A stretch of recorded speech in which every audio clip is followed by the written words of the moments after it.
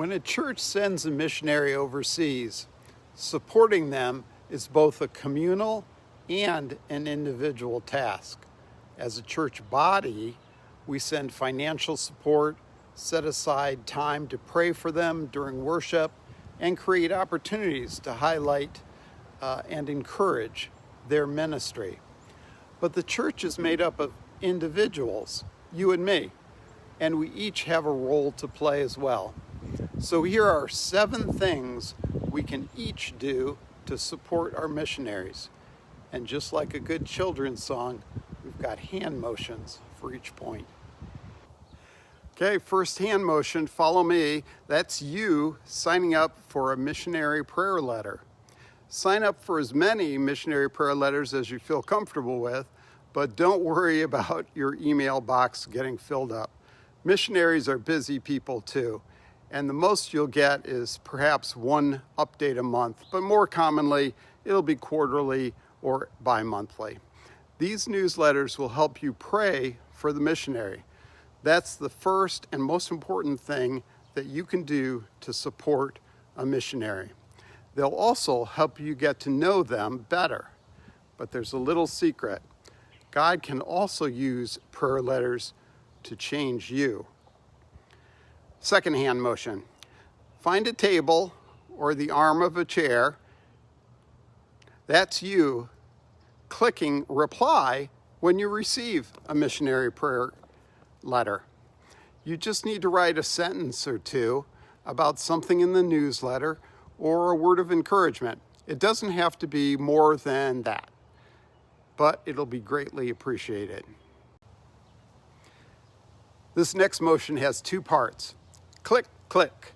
That's you installing a messaging app on your smartphone. Most missionaries can't afford an international calling plan, which could run thousands of dollars a year. But messaging apps are free and they offer chat, voice calls, and video calls. Now, often the time difference is significant, but that's what texting is for. And you can share photos and perhaps periodically schedule a call. The most common messaging apps are WhatsApp by Facebook and Signal. Now, they're both easy to use. WhatsApp is very popular. However, some mission agencies, especially those working in secure locations, may prefer Signal. Fourth, slap, slap, slide. That's you putting an international postage stamp on a letter and mailing it to your missionary. Now, this might not always work, and if it does, expect 6 to 8 weeks for delivery at a minimum. A card, a note, a clipping from home can all be very encouraging. Now, packages are sometimes possible too, but they're going to be more complex and expensive. My mother-in-law, bless her heart, sent me a box of Cheerios and an ugly t-shirt and some things for my wife, and it cost her $80, and it maybe took 3 months. I still wear the t-shirt. You'll also have to worry about the missionary potentially having to pay custom fees, or the package being pilfered, or it may just never arrive. Another option is to work with the mission agency to arrange for an incoming missionary to carry in a card or a letter or something small, and they usually will do that.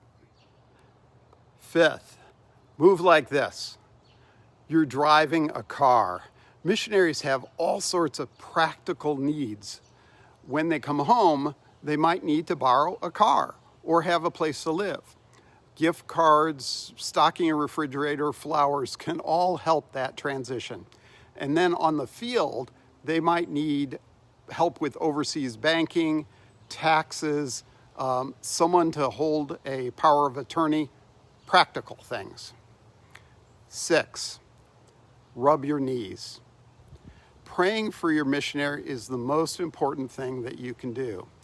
Pray for them to be blessed, pray for their ministry, pray for their health, pray for their family, pray for their relationship with other people. Yet pray these things in light of the bottom line. Pray that they are a blessing to others in whatever situation or circumstances they are in. If they have struggles or difficulties, pray that God will show himself to be great as He knows how to do, and pray that His kingdom will advance. Seventh, slap your wallet. Missionaries need prayer and financial supporters. Now, different denominations may do things differently, but generally, a missionary needs both individual and church support. When you commit to supporting a missionary on a regular basis, it's like throwing your wallet out in front of you. Your heart will follow your money. Finally, knitting. God wants to knit your heart together with that of your missionary. Paul talks about this in Philippians 1, verse 7 and 8. And he says the Philippians are partners in the gospel with him and that he holds them in his heart. May God bless you and work in your life as you serve as a sender.